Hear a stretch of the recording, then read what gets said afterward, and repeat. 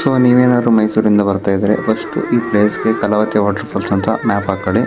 ಅದನ್ನು ನೋಡಿ ಮತ್ತೆ ರಿಟರ್ನ್ ಅದೇ ರೋಡಲ್ಲಿ 1 ಕಿಲೋಮೀಟ್ರಲ್ಲಿ ರೈಟ್ ತಗೋಬೇಕಾಗುತ್ತೆ. ಅಲ್ಲಿ ರೈಟ್ ತಗೊಂಡ್ರೆ ಅಲ್ಲೇ ಈ ಸೇತುವೆ ಸಿಗುತ್ತೆ. ಸೊ ಈ ಸೇತುವೆ ಮೇಲೆ ಒಂದೂವರೆ ಕಿಲೋಮೀಟ್ರ್ ಹೋಯ್ತು ಅಂದರೆ ನಿಮಗೆ ಆ ಒಂದು ಕಲಾವತಿ ಫಾಲ್ಸ್ನ ಆಪೋಸಿಟು ಅಂತಂದರೆ ಆ ದೇವಸ್ಥಾನ ಸ್ಪಾಟ್ ಇತ್ತಲ್ಲ, ಬಿಗಿನಿಂಗಲ್ಲಿ ತೋರಿಸಿದ್ನಲ್ಲ ಆ ಸ್ಪಾಟ್ ಸಿಗುತ್ತೆ. ಬಂದು ನಿಮ್ಮ ಫ್ಯಾಮಿಲಿ ಜೊತೆ ಎಂಜಾಯ್ ಮಾಡಿ ಹೋಗಿ, ಕಸ ಹಾಕಬೇಡಿ. ಸೊ ಸ್ಟೋರಿ ಏನಪ್ಪ ಅಂದರೆ, ನೀವು ಒಬ್ಬ ವ್ಯಕ್ತಿಗೆ ಯಾವುದೋ ಒಂದು ಥಿಂಗ್ನ ಕೊಟ್ಟಿರ್ತೀರ. ಸೊ ಸ್ವಲ್ಪ ದಿನ ಬಿಟ್ಟು ವಾಪಸ್ ಕೇಳ್ತೀರ, ಅದು ನಂಗೆ ಬೇಕಿತ್ತಲ್ಲ, ಬೇಕು ಕೊಡಿ ಅಂತ.